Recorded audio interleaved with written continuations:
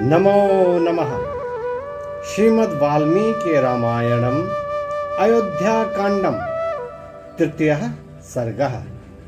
राम को उपदेश। देशामंजलि पद्मानि प्रगृहीतानि सर्वशः प्रतिगृह्य बविद्राजा तेभ्यः प्रियहितं वचः। उन हाथ जोड़े हुए राजाओं की प्रार्थना को सुनकर महाराज उनसे ये प्रिय एवं हितकर वचन बोले। अहोस्मि परमः प्रीतः प्रभावश्चातुलो मम यन्मे ज्येष्ठं प्रियं पुत्रं यौवराज्यस्थं इच्छथ। अहो, मैं बहुत प्रसन्न हूँ। यह मेरा महान सौभाग्य है जो आप लोग मेरे ज्येष्ठ और प्रिय पुत्र राम को युवराज बनाना चाहते हैं।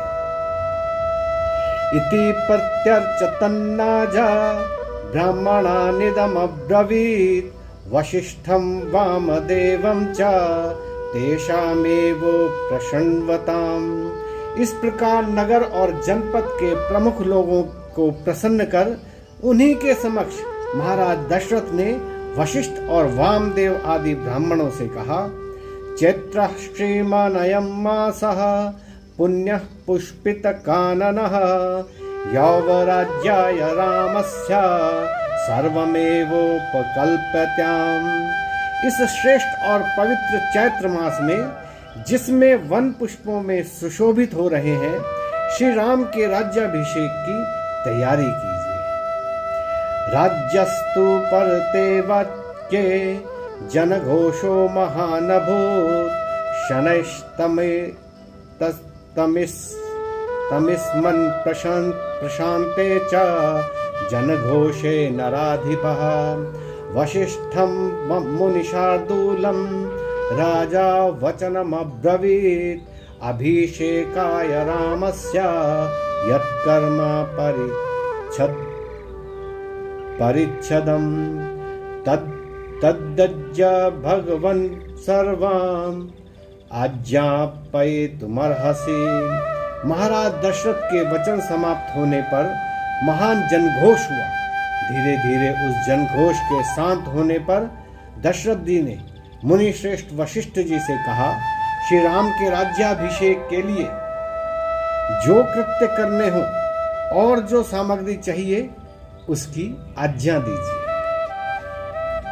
तच्छ्रुत्वा भूमिपालस्य वसिष्ठो द्विजसत्तमः आदिदेशाग्रतो राज्यः स्थितान् युक्तान् कृतांजलिन्।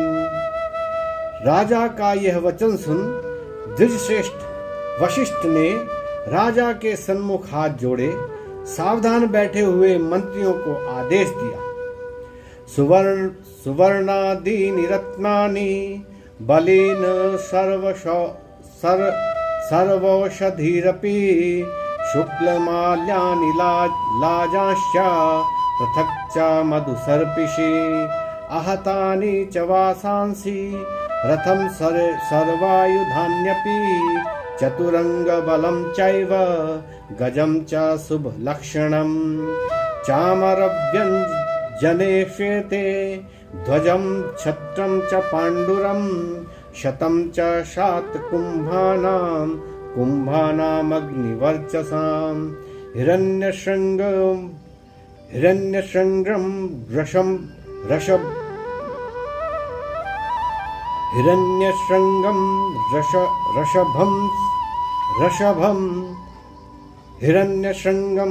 ऋषभं समग्रं व्याघ्रचर्म च यच्चान्यत् किञ्चिद्द्रष्टव्यं तत्सर्वम् उपकल्प्यताम्।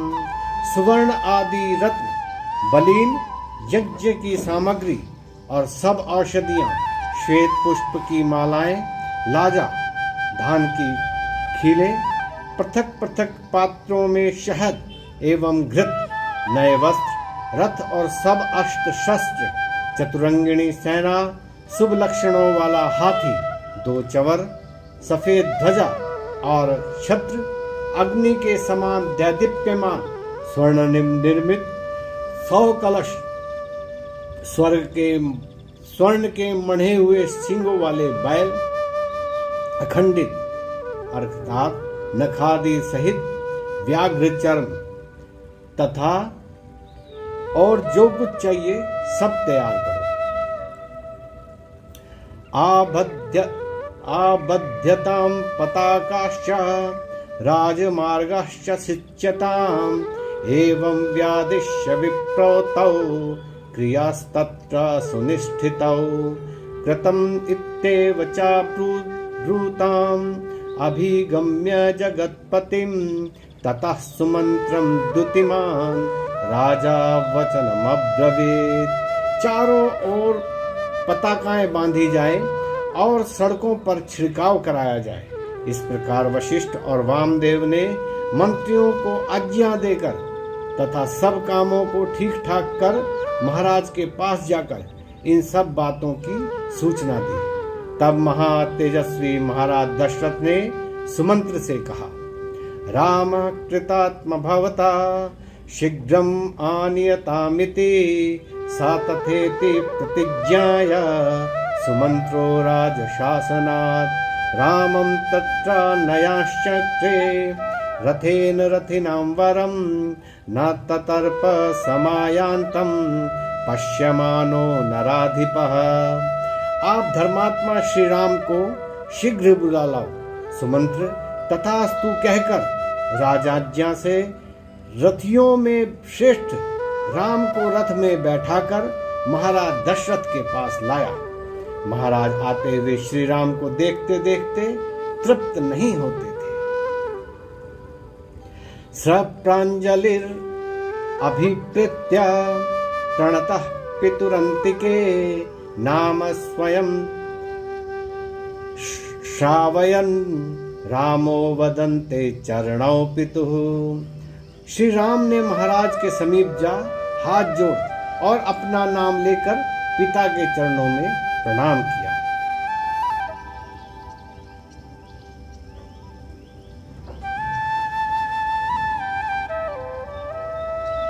तम दृष्ट्वा प्रणतं पार्श्वे कृतांजलि पुटं नृपः ग्रहांजलौ समाकृष्य सस्वजे प्रियमात्मजं तस्मै चाभ्युदितं सम्यं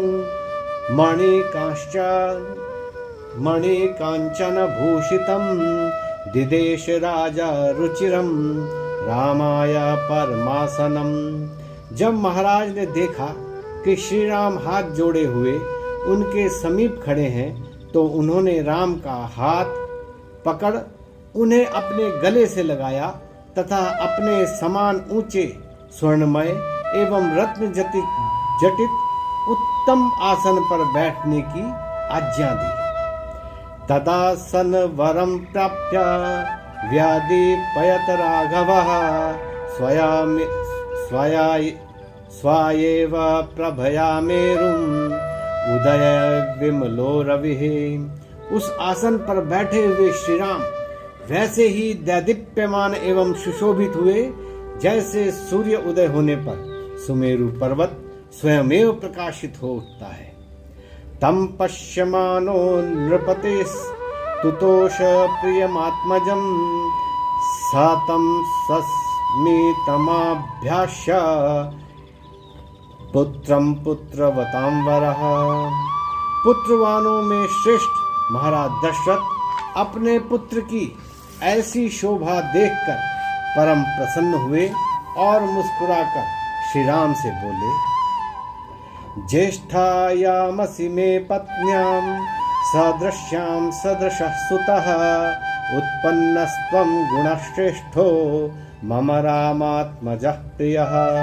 तुम मेरी ज्येष्ठ पत्नी के अनुरूप ही मेरे पुत्र हो। तुम में सब उत्तम गुण विद्यमान है और तुम मुझे अत्यंत प्रिय हो। यतस्त्वया प्रजाश्चेमः स्वगुणैरनुरञ्जितः तस्मात् त्वं पुष्ययोगेन यौवराज्यम् अवाप्नुहि। क्योंकि तुमने अपने गुणों से प्रजा को प्रसन्न कर रखा है, इसलिए तुम कल पुष्य नक्षत्र में युवराज पद को प्राप्त करो। कामतस्त्वं प्रकृत्यैव विनीतो गुणवानसि गुणवत्या पितु स्नेहात् पुत्र वक्ष्यामि ते हितम्। यद्यपि तुम स्वभाव से ही विनम्र एवं गुण संपन्न हो तथा स्नेहवश मैं तुम्हारे हित की बात कहता हूँ। भूयो विनयम् आस्थाय भव नित्यं जितेन्द्रियः कामक्रोध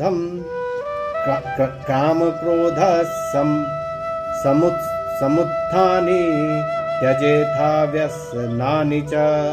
तुम्हें योग्य है कि और अधिक विनय को धारण करके सदा जितेंद्रिय तथा काम और क्रोध से उत्पन्न व्यसनों को छोड़ दो।